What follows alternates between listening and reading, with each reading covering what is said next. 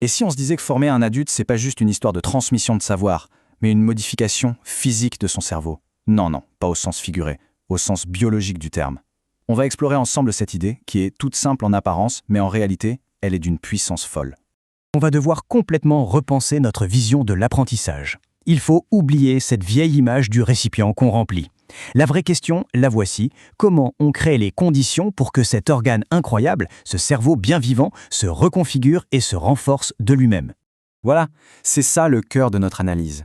Chaque formation, chaque nouvel apprentissage, c'est un véritable acte de sculpture. On n'ajoute pas juste de l'info, non.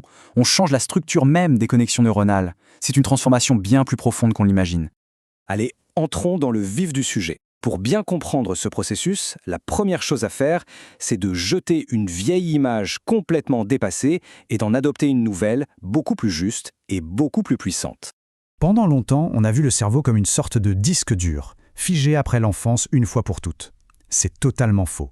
La vision qu'on a aujourd'hui, c'est celle d'une forêt vivante.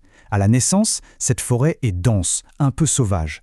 Et chaque expérience, chaque chose apprise, y trace un nouveau chemin. Et le processus est assez simple à visualiser. Une nouvelle expérience, hop, ça crée une petite trace, un sentier à peine visible. On la répète, le sentier s'élargit. Plus on l'emprunte, et plus il se transforme en une véritable autoroute neuronale, rapide, efficace, automatique. Apprendre, c'est exactement ça. Créer et renforcer ces sentiers. Et la super bonne nouvelle, c'est que ça marche à 20, 40 et même à 60 ans. Bon, avant d'aller plus loin, il faut qu'on fasse un peu de ménage dans les idées reçues. Ce fameux mythe des 10%, il a la vie dure mais il est complètement faux. L'imagerie cérébrale nous le montre très clairement, notre cerveau est tout le temps en activité. La performance, ça ne vient pas du nombre de zones allumées, mais de la qualité, de la coordination des connexions entre elles. Pensez à un orchestre, pas à une simple ampoule. Allez, deuxième mythe très populaire, cette idée qu'on serait soit visuel, auditif ou kinesthésique. C'est une théorie qui peut paraître séduisante, mais qui en réalité n'a jamais été validée par la science. Jamais. En fait, ce qui fait vraiment la différence, c'est pas le canal par lequel l'info rentre, mais ce que le cerveau en fait après. L'engagement actif, l'effort pour se souvenir, voilà les vrais moteurs d'un apprentissage solide. Et ça, c'est valable pour tout le monde, peu importe son prétendu style. Ok, maintenant qu'on a la bonne image du cerveau en tête, voyons comment l'information y entre. Parce qu'il y a une porte d'entrée, et cette porte est bien gardée. Comprendre comment elle fonctionne, c'est absolument essentiel. Et voilà le gardien, l'amygdale. C'est une toute petite structure, en forme d'amande, mais son rôle est immense. Son job, c'est simple, scanner en permanence l'environnement et se demander est-ce que c'est sûr ou est-ce que c'est dangereux. Alors que se passe-t-il si l'amygdale détecte une menace? Et attention, une menace ça peut être du stress, la peur de se tromper, le sentiment d'être jugé, eh bien elle tire la sonnette d'alarme. Le cerveau bascule immédiatement en mode survie. Et dans ce mode, les fonctions supérieures comme la mémorisation ou le raisonnement sont mises sur pause. Résultat, la porte de l'apprentissage se ferme. C'est aussi simple et mécanique que ça. Le point crucial, il est là. Une personne stressée, ce n'est pas qu'elle est démotivée ou qu'elle fait de la mauvaise volonté. C'est que son cerveau est, au sens strict, biologiquement incapable d'apprendre efficacement à ce moment précis. Donc créer un environnement où l'on se sent en sécurité, ce n'est pas un luxe, c'est une pure nécessité biologique.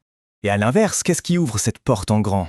C'est la dopamine. Mais attention, ce n'est pas l'hormone du plaisir comme on l'entend souvent. C'est plutôt celle de l'anticipation, de la curiosité. Elle est libérée quand un défi nous semble intéressant, quand il y a de la nouveauté, du jeu.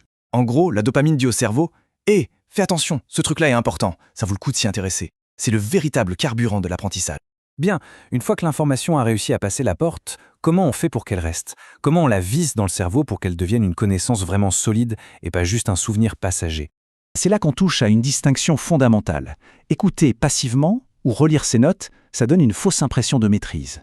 On reconnaît l'information et on se dit « c'est bon, je sais ». Mais la reconnaître, ce n'est pas la posséder. Le véritable apprentissage, lui, se produit lors du rappel actif. C'est l'effort qu'on fait pour retrouver l'info sans aide. C'est cet effort-là qui vient renforcer physiquement la connexion synaptique. En fait, les neurosciences cognitives confirment ce modèle en 4 grands piliers. Il faut de l'attention pour ouvrir la porte, de l'engagement actif pour commencer à tracer le chemin, du retour sur l'erreur, qui est un signal super important pour s'ajuster, et surtout pas un échec, et enfin la consolidation, grâce à la répétition et au sommeil, pour que ce chemin devienne permanent. Il faut bien retenir cette phrase parce qu'elle résume tout. L'effort mental, cette petite difficulté qu'on ressent quand on cherche une information dans sa mémoire, eh bien c'est précisément à ce moment-là que le cerveau est en train de visser la connaissance. La facilité, c'est l'ennemi de l'apprentissage durable. Alors, on a vu comment le cerveau fonctionne, comment y faire entrer l'info et comment l'ancrer solidement. Maintenant, passons à la compétence ultime, celle qui est au-dessus de toutes les autres. Cette compétence, c'est la métacognition. Pour faire simple, c'est un peu comme si le cerveau se regardait lui-même fonctionner. C'est avoir conscience de ses propres processus de pensée. C'est vraiment la reine des compétences. Et comment on la développe? Eh bien, en se posant les bonnes questions. C'est ce dialogue intérieur qui change tout. On passe d'une posture où l'on subit l'apprentissage à une posture de pilote actif de son propre développement. On arrête de se dire « j'ai réussi » ou « j'ai échoué » et on se demande plutôt « ok, comment j'ai fait? Qu'est-ce qui a marché? Et comment je peux faire encore mieux la prochaine fois ?» Et ça, aujourd'hui, c'est plus important que jamais. On est dans un monde où les compétences deviennent obsolètes à une vitesse folle.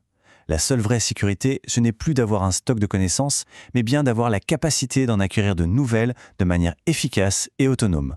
Pour conclure cette petite exploration, revenons à notre image du début, celle du formateur ou de l'apprenant vu comme un sculpteur de synapses.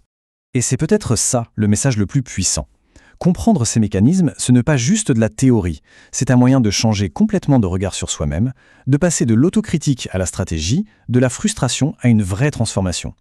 Le cerveau humain, lui, n'a pas de mode croissance terminée, il est toujours prêt à sculpter de nouveaux chemins.